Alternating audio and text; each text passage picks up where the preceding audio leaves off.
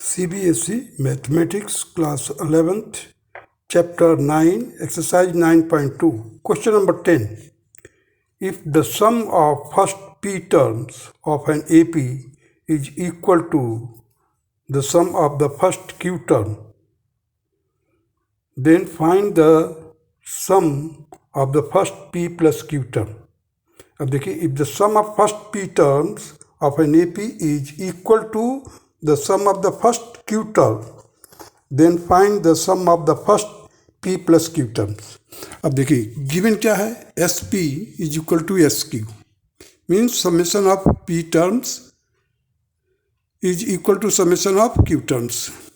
अब देखिए इस तरफ मैंने लिखा है p के लिए p/2 2a plus p minus 1 into d is equal to q/2 2a plus q minus 1 into d.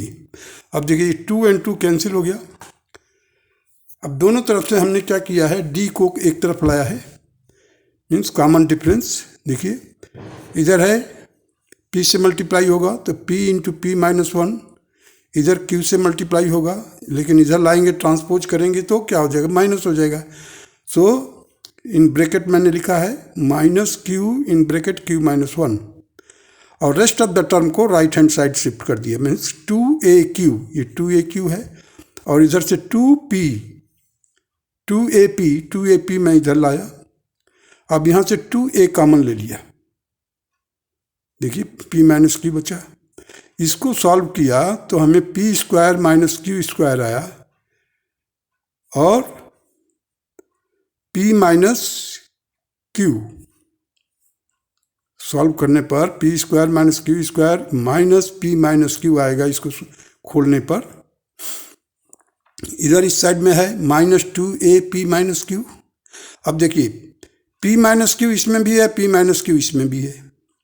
क्यों, a square plus b square का फार्मूला लागू होगा इसमें. सो p plus q p minus q. सो p माइनस q बाहर ले लिया मैंने, common ले लिया तो अंदर ब्रैकेट के अंदर क्या बचा, d बाहर है p प्लस q माइनस 1, यहाँ पर माइनस 1 बचेगा, यहाँ पर p प्लस q बचेगा. p माइनस q बाहर ले लिया. इधर देखिए p माइनस q है ही, p माइनस q और p माइनस q ना ये कैंसिल हो जाएगा. अब हमारे पास क्या मिलेगा, common difference d will be equal to 2a upon p plus q minus 1. अब हमारे को निकालना है now summation of p plus q term. Summation of p plus q term will be equal to p plus q/2 in bracket 2a plus p plus q minus 1 into d. d ये है, देखिए minus 2a upon p plus q minus 1. अब हमारे को देखिए p plus q minus 1 p plus q minus 1 ये cancel हो गया. अब ब्रैकेट में क्या बचा, p प्लस, देखिए पहले p प्लस q/2 ब्रैकेट के अंदर ये 2a और इधर से माइनस 2a. अब 2a माइनस 2a क्या होगा, 0 हो जाएगा. So p plus q/2 into 0 will be equal to 0. The answer will be 0. Now come to the question number 11. Sum of the first p and q and r terms of an AP are a, b, c respectively. Prove that a by p into q minus r plus b by q r minus p plus c by r p minus q equal to 0. अब देखिए पहले तो summation of p terms देखते हैं. p/2 plus 2a plus p minus 1 into d, ये summation का formula लागू किया मैंने. And it is already given that it is equal to a. अब देखिए SQ के लिए क्या दिया है, q/2 2a plus q minus 1 into d is equal to b. SR is equal to दिया है summation of all terms that is r/2 2a plus r minus 1 into d. अब देखिए मैं इसमें क्या किया है, इसका p इधर ले लिया है डिनोमिनेटर में a बाई p. क्यों, हमारे को प्रूफ करना है a बाई p. तो हमने क्या किया, a by p will be equal to, अब इस 2 को ब्रैकेट के अंदर डाल दिया है तो क्या मिलेगा हमारे को a plus P minus 1d/2। 1/2 था ना, जो 1/2 को मैंने मल्टीप्लाई किया तो 2a था, 2a का तो 2 से कैंसिल हो गया, इधर बच जाएगा p माइनस 1d/2। मीन्स आपको एक इक्वेशन ये मिलेगा फर्स्ट। सेकंड पर आ जाइए, यहाँ पर हम क्या करेंगे, q को लाएंगे इधर डिनोमिनेटर में तो b/q हो जाएगा, और 1/2 को अंदर मल्टीप्लाई करेंगे ब्रैकेट के अंदर, तो हमारे को क्या रिजल्ट मिलेगा, b/q will be equal to a plus q minus 1 into d/2। Similarly, r/2 2a plus r minus 1 into d is equal to c दिया है।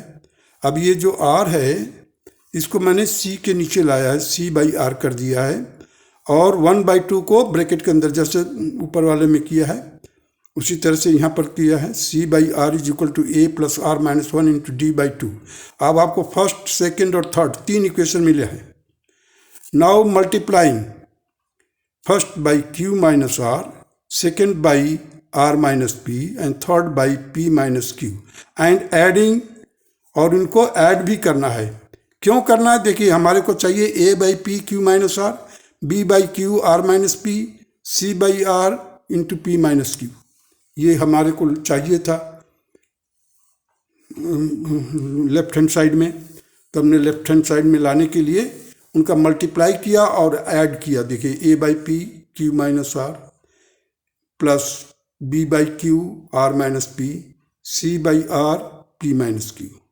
अब मल्टीप्लाई करेंगे हम, देखिए हर एक में a टर्म है,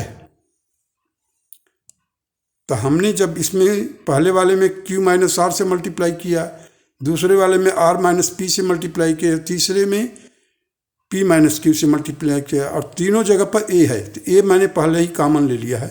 अब ब्रैकेट के अंदर क्या लिखा है, q minus r, r minus p, p minus q। यदि आप साइक्लिक फैक्टराइजेशन के बारे में नॉलेज रखते हैं, साइक्लिक फैक्टराइजेशन मैंने PQR एक साइकिल है, सर्किल है PQR का। सो देखिए यहाँ पर p minus q minus r minus p, that will be equal to 0।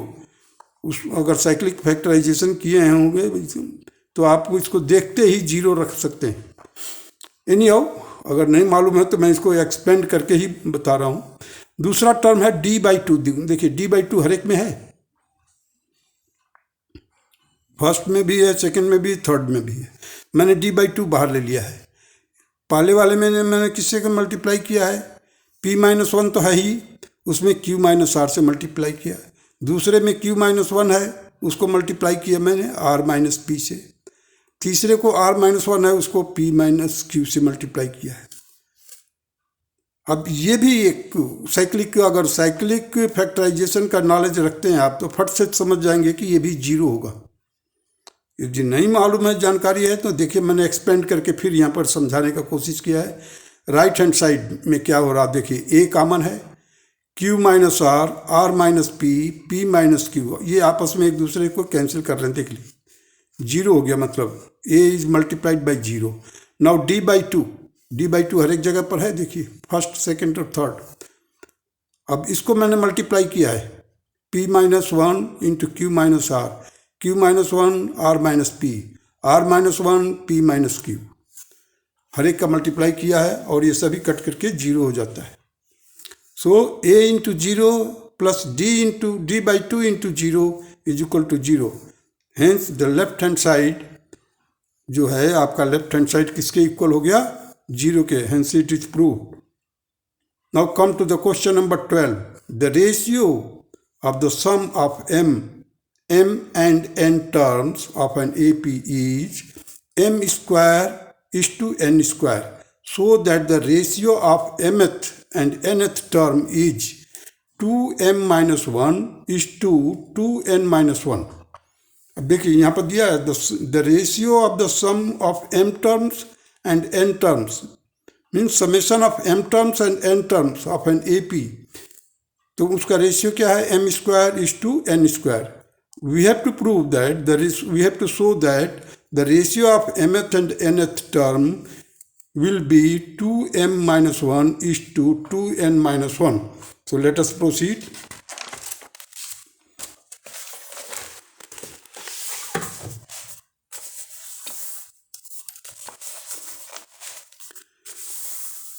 let A and D be the first term and the common difference respectively of the given AP. AP का मान लीजिए कि A जो है first term है और D जो है कॉमन डिफरेंस है। तो समेशन ऑफ M टर्म कैसे लिखा जाएगा? m/2 2 इन bracket 2A plus m-1 into D। और समेशन ऑफ N टर्म्स मैंने लिखा है n/2 2A plus n-1 into D, bracket close कर दिया हूँ। अब देखिए ये 2 और ये 2 तो कैंसिल हो जाएगा आपस में, 2 तो कैंसिल हो गया। अब बच गया यहाँ पर m, यहाँ पर देखिए m²/n² दिया हुआ है। इस m² का स्क्वायर हटा दिया और यहाँ से m को कैंसिल कर दिया, यहाँ से n को हटा दिया और ये n का स्क्वायर था वो कैंसिल कर दिया, मतलब n बच गया। यहाँ पर बच गया कि अब m/n, और ये पूरा ब्रैकेट का चीज़ एज इट इज़ मैंने लिख दिया। यहाँ पर देखिए 2A plus m-1 into D, 2A plus n-1 into D is equal to m/n। अब इसका मैंने क्या किया है? क्रॉस मल्टीप्लिकेशन कर दिया है। अब देखिए यहाँ पर 2A into n, 2A into n, फिर n into m-1 into D equal to 2AM plus m into n-1 into D। दोनों तरफ में जब मल्टीप्लाई किया है, क्रॉस मल्टीप्लाई, तो हमारे को ये रिजल्ट मिला है। अब हमने क्या किया है? D वाले टर्म को एक तरफ किया, लेफ्ट हैंड साइड में लाया है, और रेस्ट ऑफ द टर्म को राइट हैंड साइड ले गया। देखिए D का जो टर्म्स है, D इन ब्रैकेट में लिखा हूँ n इंटू m-1, देखिए n इंटू m-1 माइनस, अब इधर है, इधर ट्रांसपोज करोगे तो माइनस हो जाएगा, तो माइनस ब्रैकेट में लिखा हूँ n-1, ब्रैकेट क्लोज कर दिया हूँ। अब ये देखिए 2an है, इधर जाएगा तो माइनस हो जाएगा, इधर 2amn है तो 2a रखा हूँ, ब्रैकेट के अंदर क्या रख दिया हूँ? m-n। अब देखिए यहाँ पर जब हम खोलेंगे तो nm और mn ये दोनों आपस में एक दूसरे को कैंसिल कर देगा। हमारे को रिजल्ट क्या मिलेगा? m-n, m-n। अब D is equal to 2am-n upon m-n। अब m-n और m-n कैंसिल हो गया, हमारे को क्या मिला? Common difference 2a। अब आ जाइए, हमारे को mth टर्म निकालना है। mth टर्म के लिए फार्मूला है am is equal to a plus m-1 into D। D हमें मालूम है किसके बराबर है? 2a के बराबर है, तो हमने यहाँ पर लिख दिया। देखिए और an भी देख लीजिए, an इज इक्वल टू क्या हो जाएगा? a plus n-1 into D। इधर m का लिखा हूँ am के लिए और इधर an के लिए। So am is equal to a plus m-1 into D के जगह पर 2a रख दिया, D के जगह पर 2a। साइमल्टेनियसली मैं दोनों तरफ करते जा रहा हूँ। देखिए am का इधर किया लेफ्ट हैंड साइड में, an का इधर किया हूँ। अब देखिए 2a है, इधर भी a है, मैंने a बाहर निकाल लिया, तो इधर बचा 1 प्लस 2 इन ब्रैकेट में m-1। इधर भी देखिए a बाहर निकाल लिया, 1 प्लस 2 n-1। अब देखिए, अब मैंने क्या किया, ये रेशियो निकालना हमारे को mth टर्म और nth टर्म का। So am/an will be equal to a cancel हो गया, 1 प्लस 2m-2, 1 प्लस 2n-2। अब इसको फर्दर सॉल्व किया, so will get 2m-1 2n-1 and it was to be proved, hence it is proved now. देखिए question में दिया हुआ है यही चीज़ प्रूव करने के लिए, तो ये now it is proved. Now come to the question number 13। If the sum of n terms of an AP is 3n square 5n and its mth term is 164, find the value of m। अब देखिए the sum of n terms of an AP is, n terms का सम दिया हुआ है, that will be equal to 3n square plus 5n। अब हमने क्या किया? देखिए इधर पहले तो फार्मूला लिख दिया जो दिया हुआ है, Sn is equal to 3n square plus 5n। हमने कहा कि चलो n इज इक्वल टू 1, तो हमने वो इसको वर्कआउट किया, तो 3 into 1 square plus 5n, 5 into 1. So what will be the result? It will be 8. And 8 is your first term, a1. a1 is, that is the first term. Now s2 देखिए, s2 क्या आएगा? s2 के जगह पर n के जगह पर क्या रखेंगे हम? 2 रखेंगे. So 3 into 2 square plus 5 into 2. इसको फर्दर सॉल्व करेंगे तो आपको क्या मिलेगा? 22. मीन्स s2 जो है वो 22 है. तो a2 क्या हो जाएगा? मतलब a2 का मतलब हो गया second term. Second term will be equal to 22 minus 8, that is 14. Similarly come to this s3. अब n के जगह पर मैंने रखा 3 का स्क्वायर. सो 3 into 3 square plus 5 into 3. Solve किया इसको. 3 3 जा 9, 9 3 जा 27, 27 plus 15, that is equal to 42. अब हमारे को a3 निकालना है तो 42 minus 22, दैट इज 20. अब देखिए AP क्या हमारे को मिल गया? AP क्या है? 8, 14, 20 and dash dash. So A is equal to 8, D is equal to 14 minus 8, that is 6. तो फर्स्ट टर्म मिल गया A, कॉमन डिफरेंस मिल गया 6. अब हमारे को निकालना है mth term. mth term will be equal to A plus m minus 1 into D. D क्या है? हमारा 6 है. हमने उसकी वैल्यू सब्स्टिट्यूट कर दिया और वो दिया हुआ है 164. डी देखिए यहाँ पर लिखा हूँ मैंने. ए की जगह पर क्या लिखा हूँ? 8 plus m minus 1 into 6 is equal to 164. So m minus 1 will be equal to 164 minus 8 upon 6 and it will be equal to 156 upon 6, that is equal to 26. Hence m is equal to 26 plus 1, that is 27. 27 is the answer. Now come to the question number 14. Insert 5 numbers between 8 and 26 such that resulting sequence is an AP. आप इसके अंदर बीच में 8 और 26 के बीच में 5 number डालने हैं आपको. और डालते समय ध्यान देना है कि वो एक सीक्वेंस में बने, एक अर्थमेटिक प्रोग्रेशन में रहे. से मान लीजिए कि वो कौन सा पॉइंट है? 8, उसके बाद मैंने लिखा A1, A2, A3, A4, A5. उसके बाद लिख दिया 26 इज एन AP. अब देखिए देयरफॉर A7, देखिए यहाँ से काउंट कीजिए. 1 2 3 4 5 6 7 मीन्स जो 7th टर्म है that is 26. So A7 is equal to 8 plus 7 minus 1 into D, that is 26.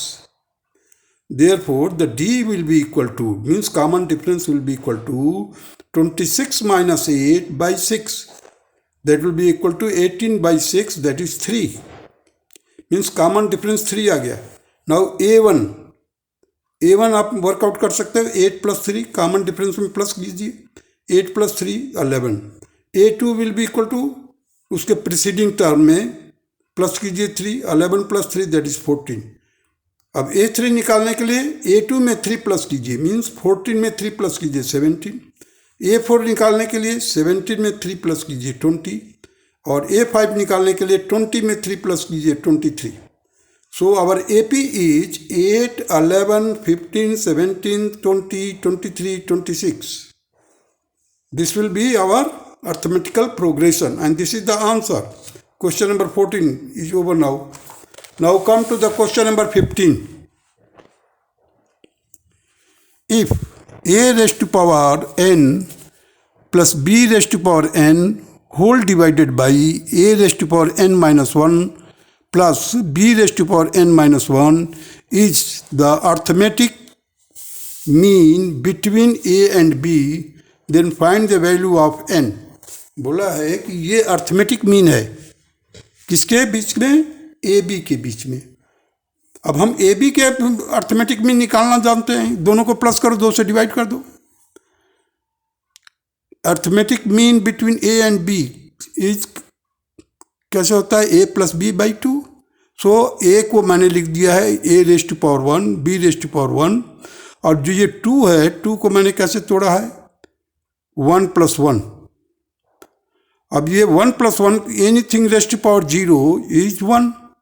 मैंने क्या किया है, इस टर्म से मिलाने के लिए जो दिया हुआ है उसको मिलाने के लिए, उसी के रूप में लाने के लिए मैंने क्या किया है, उसी फॉर्म में लाने के लिए मैंने a raised to power 1 b raised to power 1 whole divided by a raised to power 0 plus b raised to power 0। पहले 1 1 लिखा, फिर जैसे लिख दिया। अब नाउ देखिए, एक तरफ ये लिखा हूँ a1 a raised to power 1 plus b raised to power 1 upon a raised to power 0 plus b raised to power 0 is equal to a raised to power n b raised to power n upon a raised to power n minus 1 plus b raised to power n minus 1।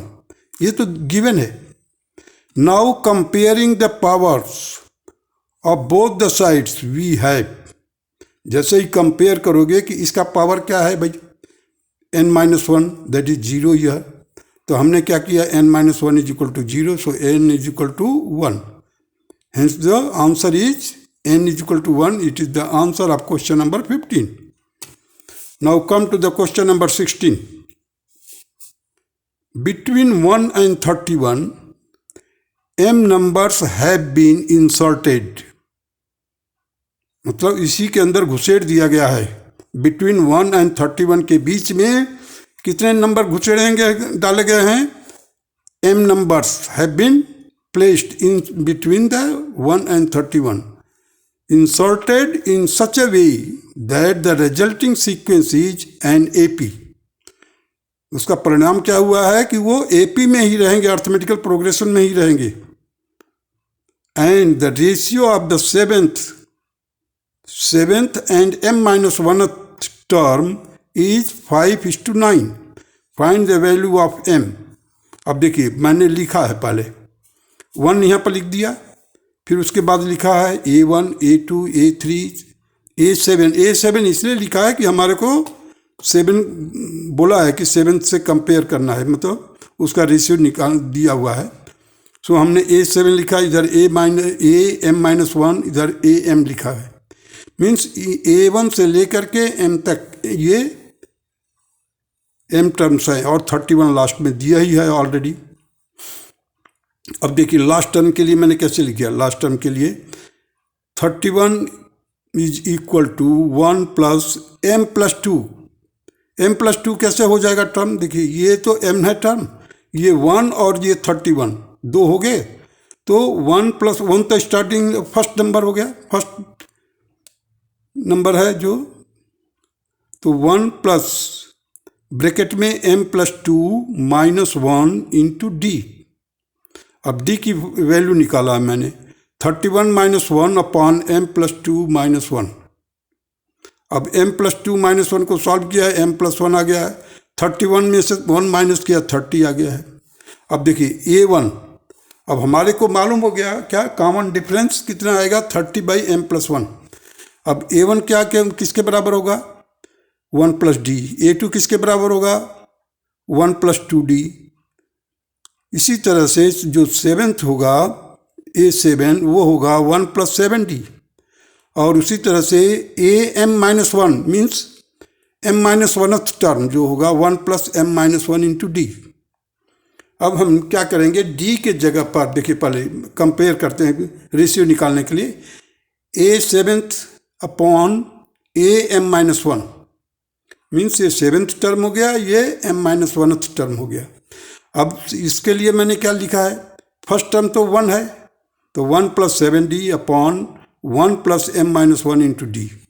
This will be equal to 1 plus 7, d के जगह पर मैंने लिख दिया है 30 by m plus 1। ये देखो यह है लिखा हुआ, उसको मैंने यहाँ पर लिख दिया। नीचे भी देखिए 1 plus m-1 into 30 by m plus 1। अब एलसीएम जब लेंगे आप तो ये 1 में मल्टीप्लाई होगा, इधर भी 1 में मल्टीप्लाई होगा, मल्टीप्लाई करके तो लिख दिया, लेकिन ये m प्लस 1 और m प्लस 1 जो डिनोमिनेटर में था वो कैंसिल हो जाएगा आफ्टर टेकिंग एलसीएम। एलसीएम लेने के बाद ही कैंसिल कर सकते हैं, कहीं ऐसा नहीं कि अभी से तुरंत ही कैंसिल कर देंगे, नहीं, गलत हो जाएगा फिर। पहले आप एलसीएम लेंगे, m+1 प्लस 210, देखिए 7 × 30 दैट इज 210। नीचे भी देख लीजिए, m+1 × 30m - 30, इसको और सॉल्व किया, m+211/31m - 29, ये कंसाइज हो गया पूरा प्रिसाइज में, तो सॉल्व करके कर दिया मैंने। अब यहाँ पर कंपेयर कर रहा हूँ मैं, m+211/31m - 29, it is already given that 5/9 के बराबर है, 5/9 के बराबर है, दिया हुआ है। अब इसका क्रॉस मल्टीप्लाई कर दिया, देखिए 9m × 211 में 9 का मल्टीप्लाई किया तो 1899 इज इक्वल टू 155 माइनस 145, 29 का 5 में मल्टीप्लाई किया तो 145। इसको फर्दर सॉल्व किया, देखिए m को एक तरफ ला दिया मैं, सो 155 - 9 ब्रैकेट में into m is equal to 1899 plus 145। इसको सॉल्व किया, so 146m is equal to 2044, so m will be equal to 2044 divided by 146।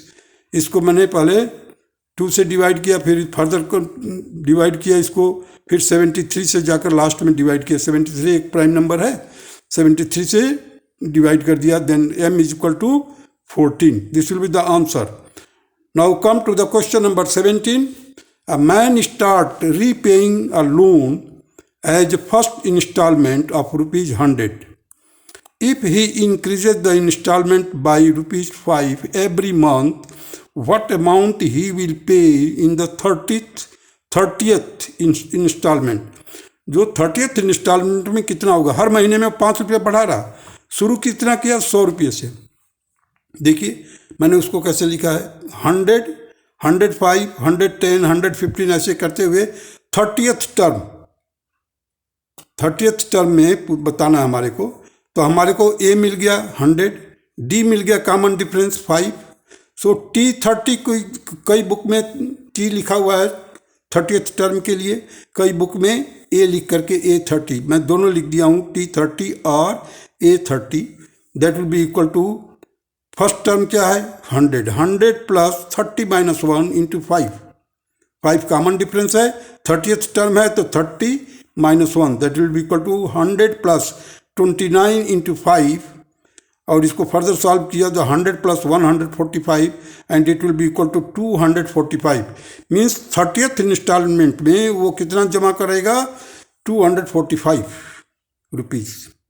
Now come to the question number 18. The difference between any two consecutive interior angles of the polygon is 5 degree. If the smallest angle is 120 degree, find the number of the sides of the polygon. अब हमारे को एक polygon में जाना है, polygon में जो angle का सम होता है वो कितना होता है, आपको मालूम होगा। अगर n साइड है तो उसमें ट्राइंगल कितने बनेंगे, n-2 ट्राइंगल बनेगा, और एक ट्राइंगल में डिग्री कितना होता है, to sum of the angles 180 होता है। देखिए पहले मैंने लिखा है, स्मॉलेस्ट टाइम मतलब फर्स्ट टर्म है आपका 120, या d common difference 5, sum of the total angle of a polygon having n sides is n-2, n-2 mean number of the triangle formed in the given polygon of n sides, so n-2, it is the number of the triangle formed in a polygon having n sides, so n-2 into 180. So ये तो sum हो गया, sum of the angles.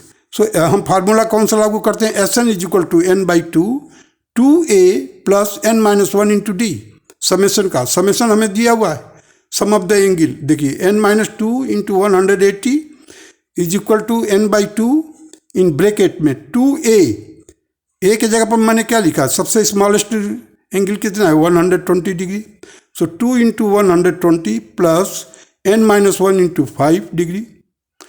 अब देखिए bracket को solve करना है, थोड़ा सा खोल दीजिए इसको, तो ये 2 का मल्टीप्लाई किया पहले मैंने, ये देखिए 1/2 है ना, 2 को मैंने क्रॉस मल्टीप्लाई कर दिया इस साइड में, लेफ्ट हैंड साइड में, सो इट हैज़ बिकम 360। 360 का मल्टीप्लाई किया है ब्रैकेट के अंदर, 360 n minus 2 into 360 is equal to 240n plus 5n square minus 5n।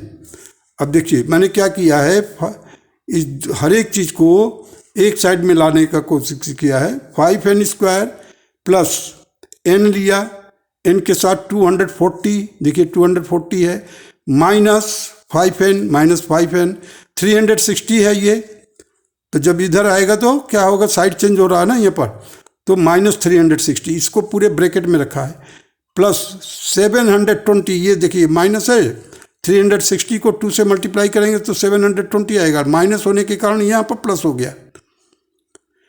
अब इसको फर्दर सॉल्व किया मैंने, तो 5n square minus 125n plus 720 that is equal to 0 degree. So n square, अब मैं 5 से डिवाइड कर दिया है, देखिए 5 कॉमन है, 25 5 जब 125, 5 से ये इधर 720 को डिवाइड किया है, 144 मिला है, मतलब I have divided left hand side as well as right hand side. 0 को 5 से डिवाइड करोगे तो 0 ही रहेगा, तो n square minus 25n plus 144। अब इसको फैक्टराइज करने के लिए, अब देखिए 25 को ऐसे स्प्लिट करना है कि प्रोडक्ट कितना होना चाहिए, 144, तो 16 जा क्या होता है, 16 जा 144 होता है, और 16 को प्लस करोगे तो 25 आएगा, 16 प्लस 9 प्लस करोगे तो 25 आएगा। अब ये माइनस का है, दोनों माइनस हो जाना चाहिए। देखिए जब बीच का नेगेटिव है, बीच वाला टर्म नेगेटिव है, बोथ फैक्टर नेगेटिव होगा, बीच का नेगेटिव बोथ फैक्टर नेगेटिव, बीच वर्ड में इसलिए बॉल लगा हुआ है, और both, so n square minus 25n plus 144 is equal to 0। तो देखिए यहाँ पर मैंने क्या लिख दिया फार्मूला डायरेक्ट फैक्टराइज करके, n minus 16 into n minus 9 equal to 0। So n is equal to 16, n is equal to 9. These are the two answer of the question.